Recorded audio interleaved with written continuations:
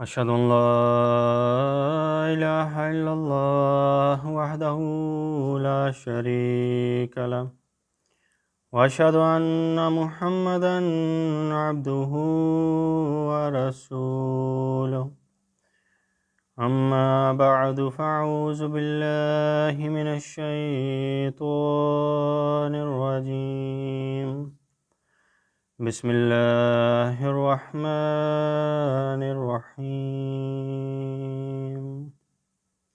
الحمد لله رب العالمين الرحمن الرحيم مالك يوم الدين إياك نعبد وإياك نستعين اهدنا الصراط المستقيم صراط الذين أنعمت عليهم غير المغضوب عليهم ولا الضالين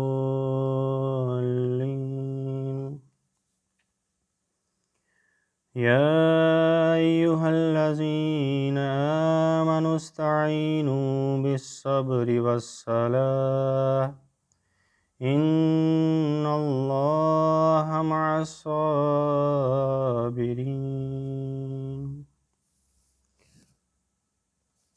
Vertaling van deze vers is als gevolgt. In naam van Allah, de barmhartige, de genadevolle. O gij die gelooft, zoekt hulp met geduld en gebed. Voorzeker, Allah is met de geduldigen. Beste luisteraars, het onderwerp van mijn dars vandaag is: Ramadan is een maand van geduld en uithoudingsvermogen. In dit vers heeft Allah de Almachtige geduld en gebed beschreven als de beste manier om nabijheid en hulp te zoeken. Als we nu kijken naar de gezegende maand van Ramadan, dan is het een maand waarin de mens naast het aanbieden van de Almachtige God geduld en volharding tracht aan te kweken door zijn eigen verlangens op alle mogelijke manieren te onderdrukken. We zien de leerstellingen van de Koran en Hadith, wordt het heel duidelijk dat vasten de oorzaak is van vroomheid en geduld voor de mens. Aan de ene kant is vasten een bevel van de Almachtige God, en aan de andere kant is het een ervaring voor een moslim om zijn ego, verlangens en emoties te beheersen. Door verlangens en emoties te beheersen, probeert hij ook grof taalgebruik te vermijden, gevechten en andere zonden en onzin. Bij vasten gaat het niet alleen om het afzien van eten en drinken van ochtend tot avond. Naast eten en drinken is het belangrijk om andere praktische en morele zonden te vermijden. De heilige profeet sallallahu alaihi wasallam zei: als een van jullie op een bepaalde dag aan het vasten is, moet hij geen obsceniteit begaan, noch mag hij iets ontweten doen. Bij een gelegenheid zei de heilige profeet sallallahu alaihi wasallam: dit is de maand van geduld en de beloning voor geduld is de hemel.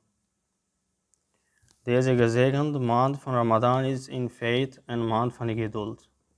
Want zelf met toegestaan, wettige en goede dingen blijft een persoon zich afhouden van zonsopgang tot zonsondergang. Dit afhouden is eigenlijk een training van geduld en vroomheid. De belofte Messiah wassalam, legt de reden voor Ramadan uit. Hij zei: Ramadan wordt de heet van de zon genoemd. In Ramadan, aangezien de mens geduldig is met alcohol en alle lichamelijke geneugten, creëert hij warmte en geestdrift voor de geboden van Allah de Almachtig. Spiritueel en fysiek warmte combineren om Ramadan te maken. Hazrat Khalifatul Masih Khamis Ayyadahullah ta'ala bin Nasr al-Aziz stelt in zijn vrijdagpreek op 7 oktober 2007 de deugd van Ramadan. Toen zei hij, dit is de maand van geduld. De gelovig heeft met veel dingen geduld. Niet alleen dit, met behulp van eten en drinken kun je geweldig dingen doen. Er zijn zoveel soorten dat het moeilijk te zeggen is. Geduld in de excessen van vijanden. Soms geeft hij zijn rechten op en is hij geduldig in het belang van Allah de Almachtig. Over zulke mensen zegt Allah dat, en diegenen die volharden in het zoeken naar de gunst van hun Heer. Dus dit geduld dat wordt gedaan ter wille van Allah is afhankelijk van goede daden. Er is een hadith dat als iemand je beledigt en je blijft geduldig en niet antwoordt en zegt dat ik aan het vasten ben, dan zal dit een beloning voor je zijn. Je wordt ervoor beloond.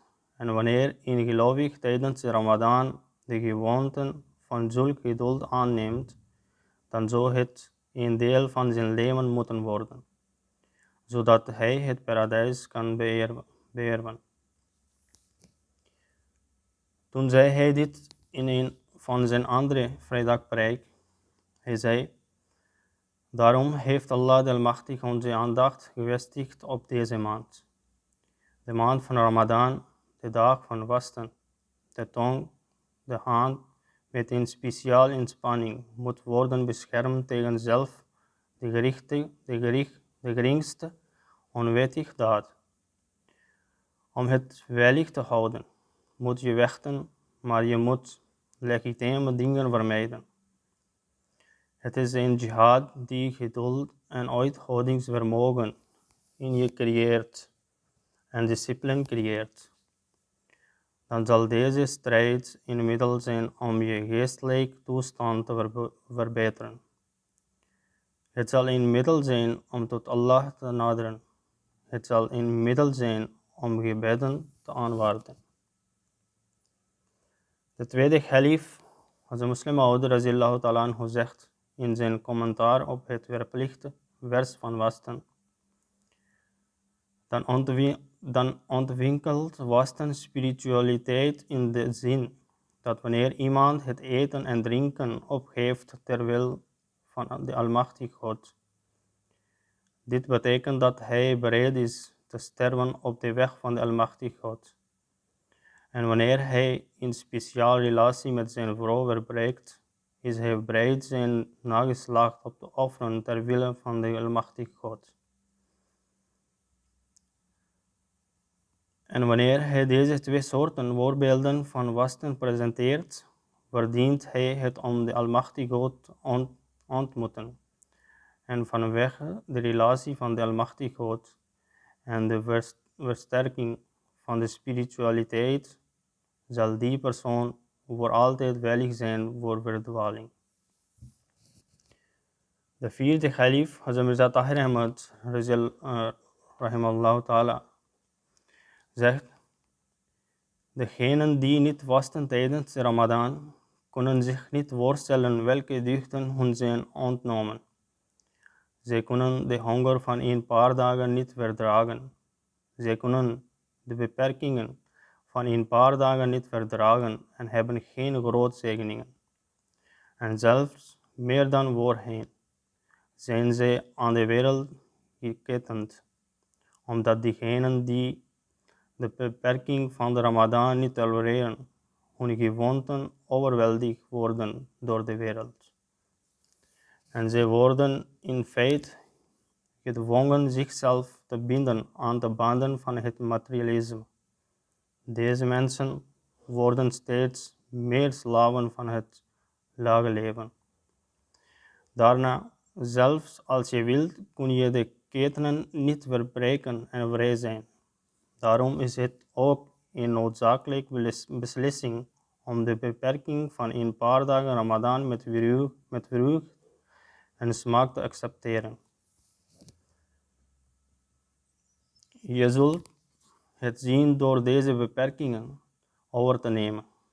De voordelen zijn eindeloos. De ontberingen van een paar dagen zullen zulke enorm voordelen opleveren dat je het hele jaar door van de inkomsten van die paar dagen zult profiteren. Beste luisteraars, de maand van Ramadan is als een trainingsperiode waarin de gelovigen worden opgeleid om zich aan te houden van de dingen waarvan Allah hen heeft opgedragen zich aan te houden.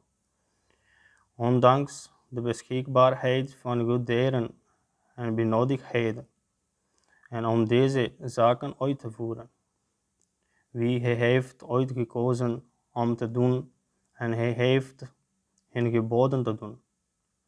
Alsof gehoorzaamheid aan Allah in alle zaken en prioriteit geven aan zijn plezier de basisles is die wij krijgen bij het vasten. Mogen Allah ons van deze heilige maand optimaal laten profiteren. Amin. Assalamu alaikum wa rahmatullahi wa barakatuh.